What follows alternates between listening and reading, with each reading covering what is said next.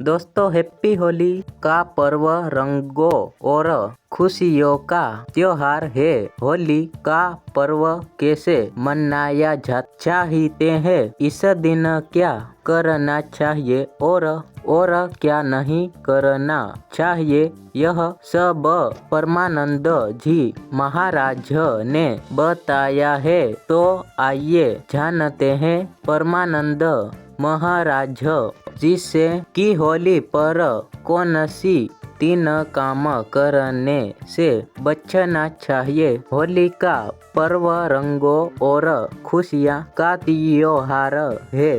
होली का पर्व फाल्गुन मास की पूर्णिमा तिथि के दिन मनाया जाता है। इस दिन होलिका दहन किया जाता है और ठीक इस से अलग ले दिन यानी चित्र मास की प्रतिपदा तिथि के दिन रंग वाली होली मनाई जाती है। इसी के बीच होली पर कुछ बातों के विशेष ध्यान रखना चाहिए। होली पर क्या करना चाहिए, क्या नहीं, इसका जवाब खुद परमानंद महाराज ने हाल ही में बताया है।